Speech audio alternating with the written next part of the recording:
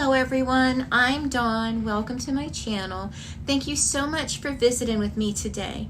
If you haven't already, please consider subscribing to my channel, The Cutting Board. We do all kinds of content here.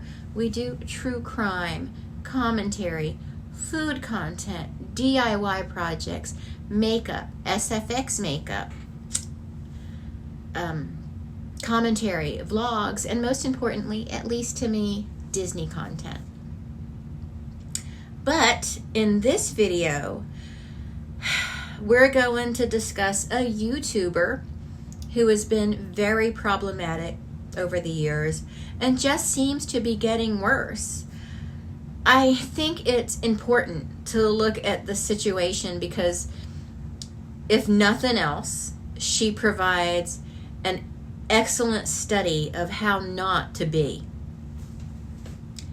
Now, before anyone gets their feathers ruffled, I want to be clear.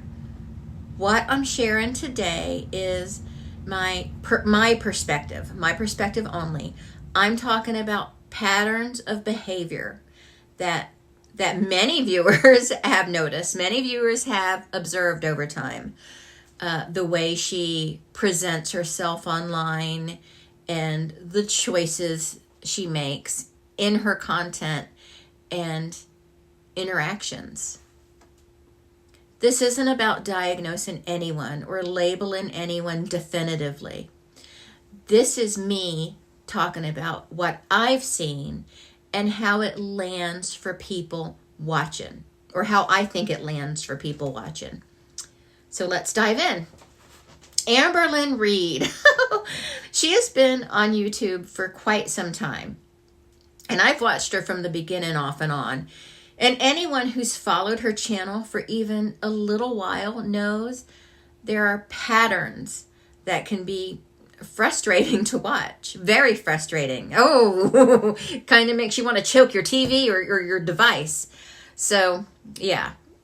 But over the years, many viewers, including myself, have noticed situations where she seems to shift responsibility for her actions onto others. No, not Amberlynn. Or onto circumstances outside her control. It's all out of her control. I couldn't help it. It was out of my control. She'll apologize for something, sort of.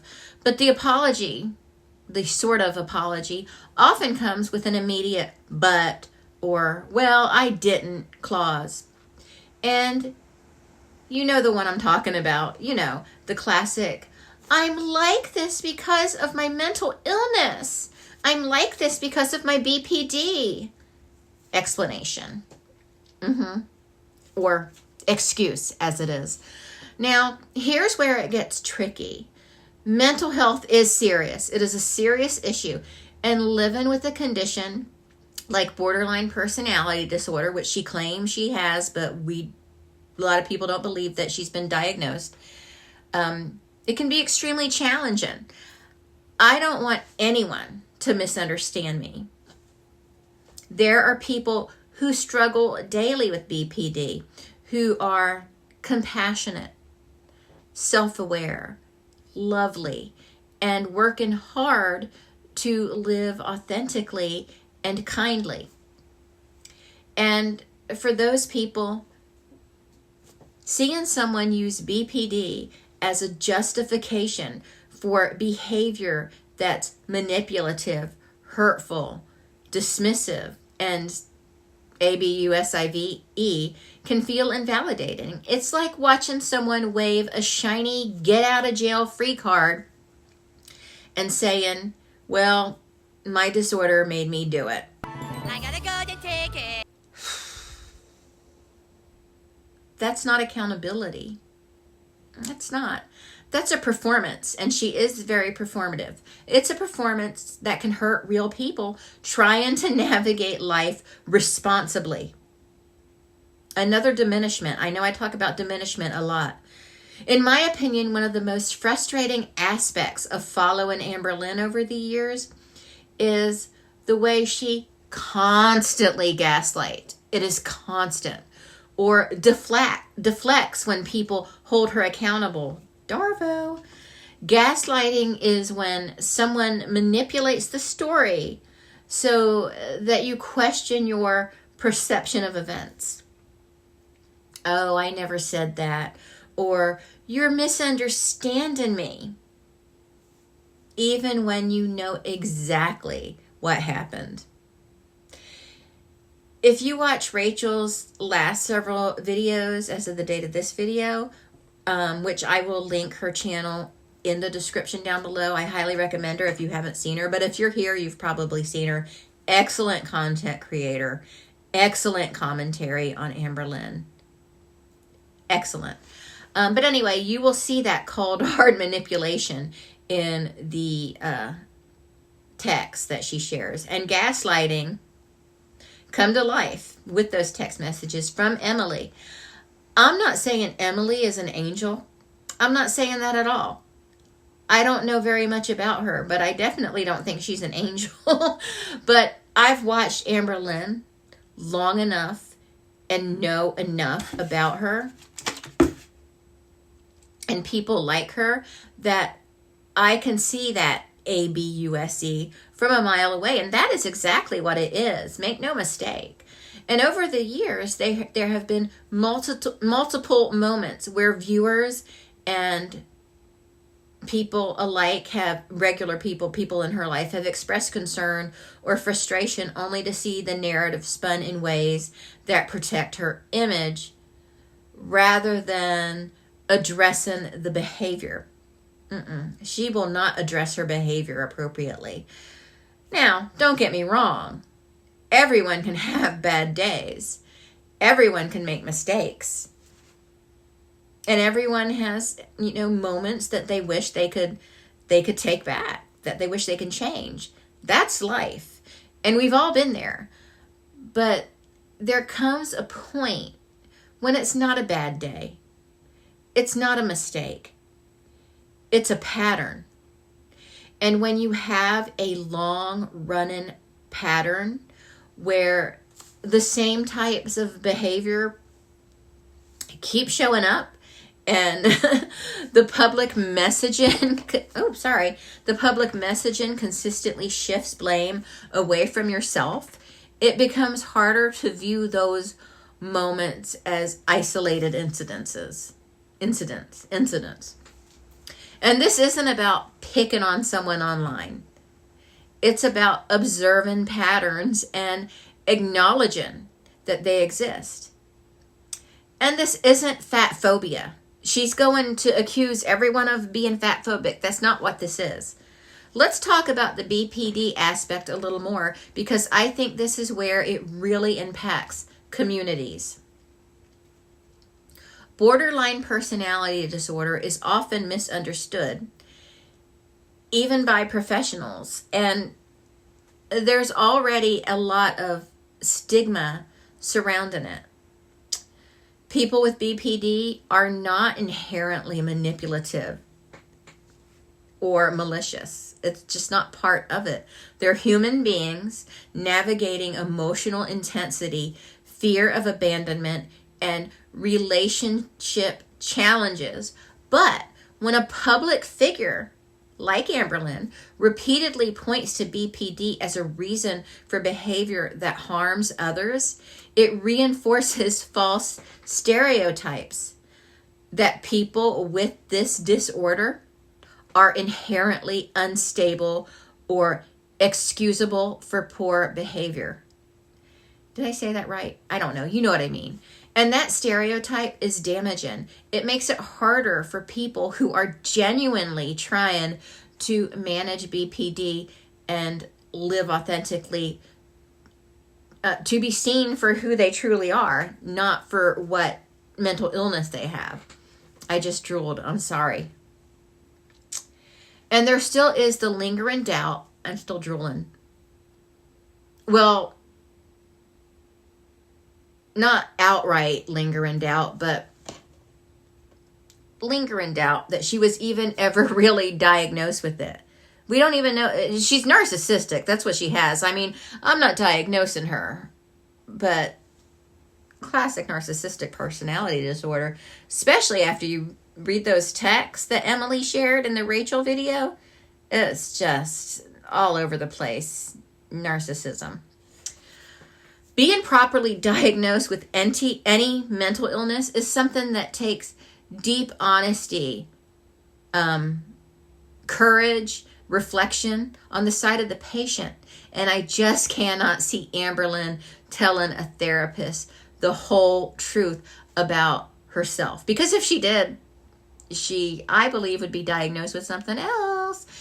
And watching some of the more well-known incidents over the years, without getting into specifics, there are patterns that emerge. And I'm not getting into specifics just because this is an impromptu video and I just want to get it out there because it's 3 o'clock in the morning. But there are moments where promises aren't kept, never, where interactions with friends, family, or viewers shift into blame, and where apologies are framed in a way that minimizes the impact of her actions. But I never really see an apology from her. And every time this happens, the public gets a little more of the same cycle. The cycle. Offense, deflection, justification, and the next incident.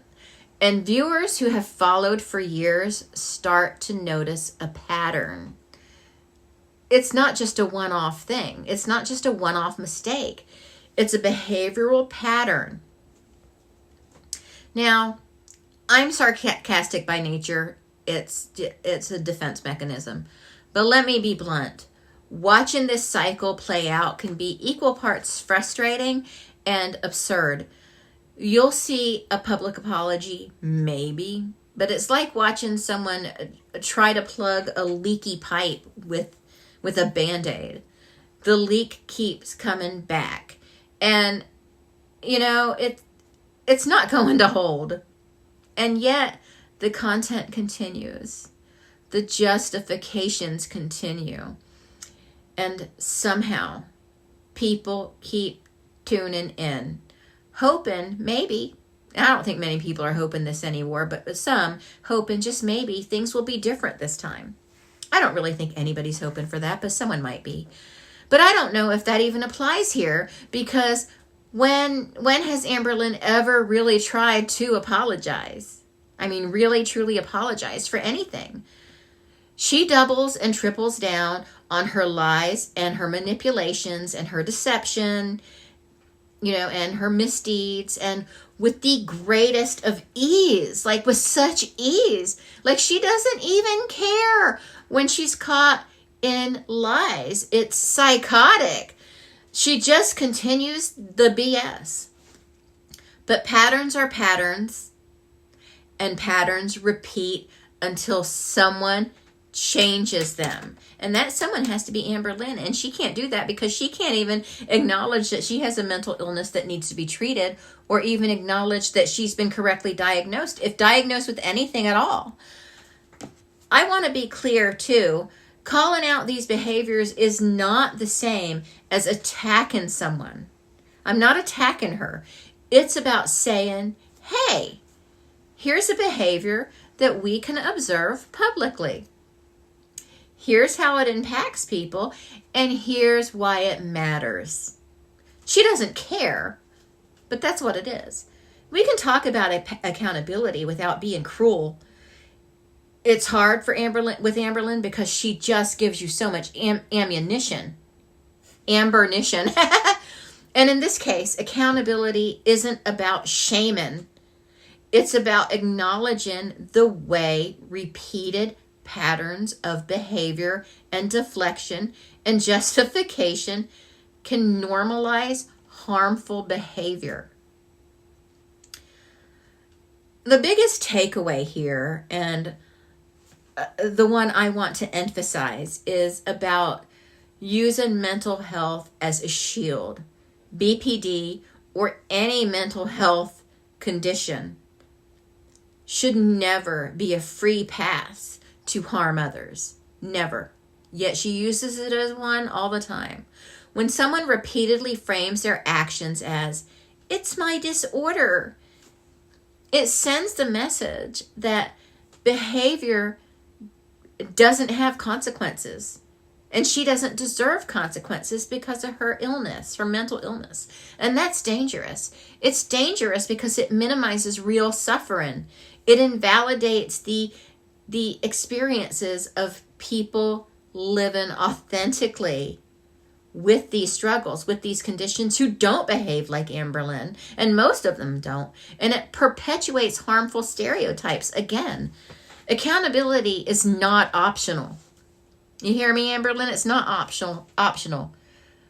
It's not. Mental illness does not excuse cruelty or manipulation, and viewers deserve to hear that loud and clear.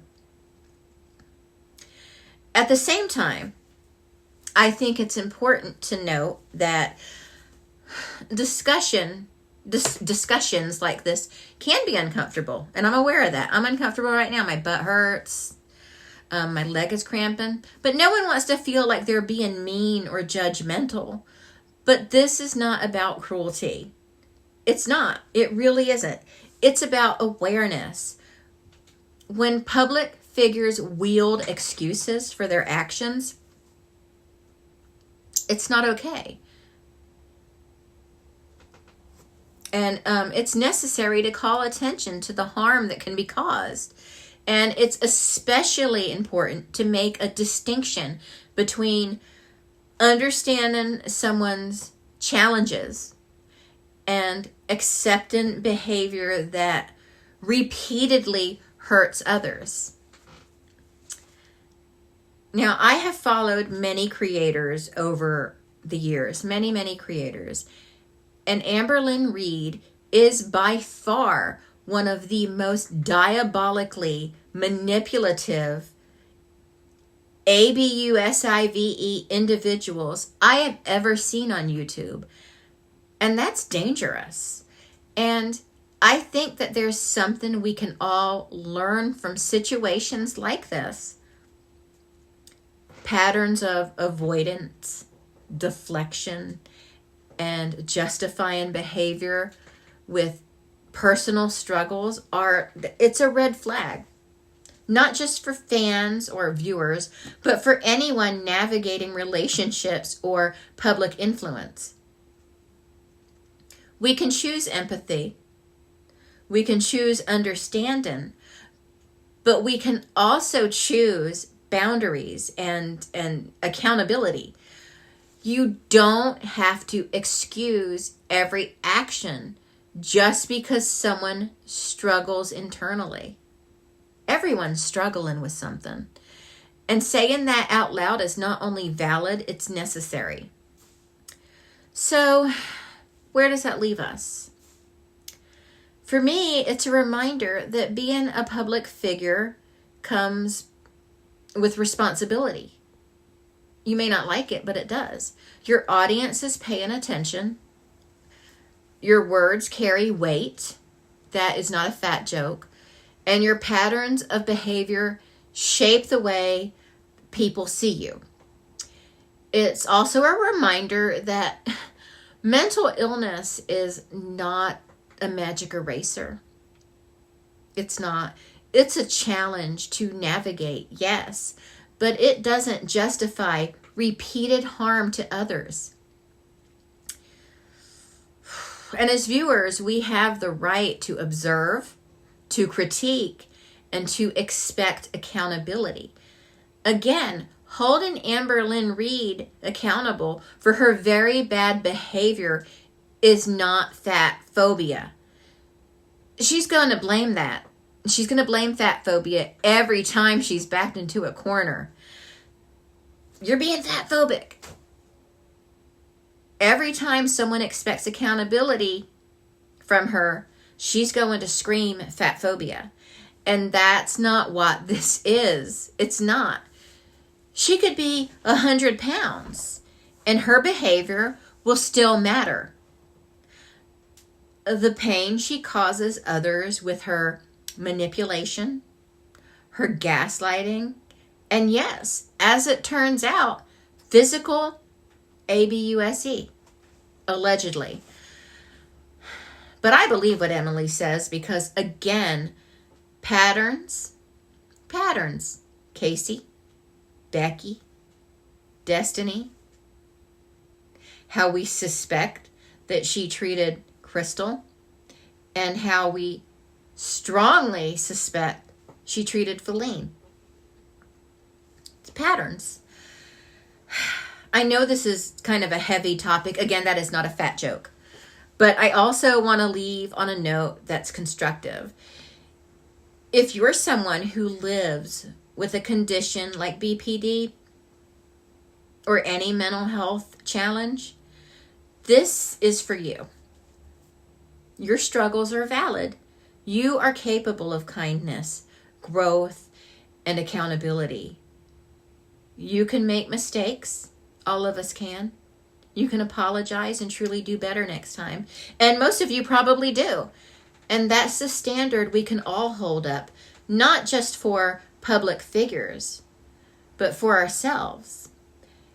Amberlynn's behavior is wholly hers. She doesn't speak for you. She doesn't speak for the BPD community. And quite frankly, no one should listen to her in regards to this or any other mental illness, because she doesn't respect mental illness. It is only an excuse for her. It is not something that she's working on. It is not something that she's trying to control. It's not something she's seeking help on. It's a built-in excuse. Again, it's her golden ticket to the Wonka factory. Again, that is not a fat joke. All right, I think that wraps up what I wanted to share today. I appreciate you all sticking around with me and listening to this through this discussion. It's not light. That's not a joke, but it's important. If you have thoughts about what we talked about, or if you want to share your own thoughts, experiences, and opinions, and what have you with navigating mental health, in public spaces. I'm sorry, I'm Steph. I would love to hear from you in the comments. And as always, if you haven't already, again, please consider subscribing to my channel. It's not just Amberlynn and Gypsy Rose and seriousness. We're going to start doing some fun things. It's October. It's time. So, yeah. That's it for this video. Thank you so much for watching. Your support means the world, and every one of you helps me by viewing, by commenting, by liking, by subscribing.